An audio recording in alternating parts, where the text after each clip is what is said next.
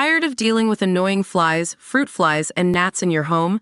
The Zevo flying insect trap is your ultimate solution. Don't wait. Check out the link in the video description now to get your Zevo flying insect trap on Amazon and enjoy a bug-free home today.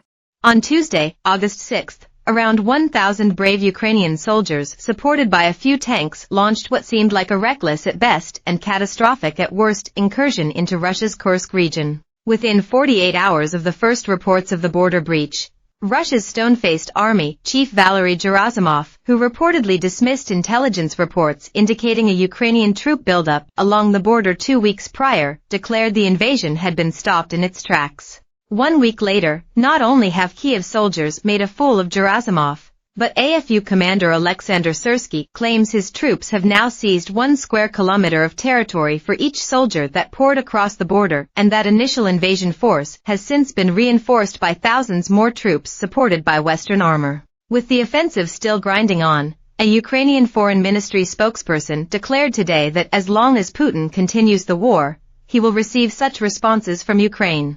That defiant statement came hours after his president Volodymyr Zelensky told the world that war was coming home to Russia and vowed to kill the Russian terrorists where they are and where they launch their strikes from. Mail Online spoke to several experts to examine the invasion so far, explain what its goals might be, and predict how long the valiant Ukrainian units tasked with launching the first invasion of Russia since World War II can hope to hold out. In the early hours of Tuesday, August 6th, a contingent of Ukrainian troops launched their first incursion across the border from the Sumy region into Russia's Kursk Oblast.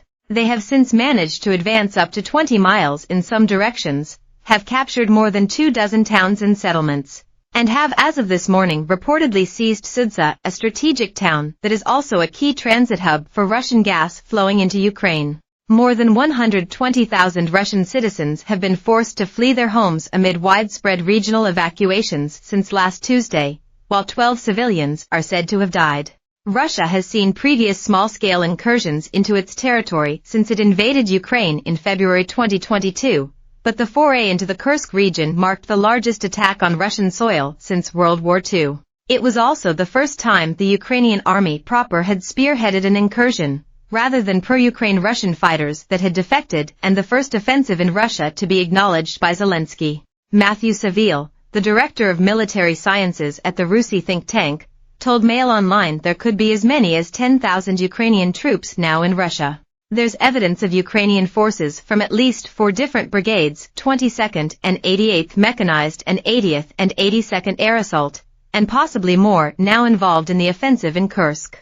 These brigades are using Western-provided equipment like infantry fighting vehicles as well as Soviet-era tanks. It's hard to judge numbers, but it might be enough for around a division, perhaps 10,000, given the spread of fighting now underway. But we should be very cautious about determining exact size, because units are being rotated, and the presence of elements doesn't tell us the whole unit has been deployed. That ambiguity suits the Ukrainians. Saville did however challenge the assertion that Ukraine had seized up to 1,000 square kilometers of Russian territory. The total area covered by the incursion appears to be around 400 square kilometers, but we don't know what is controlled within this, he said.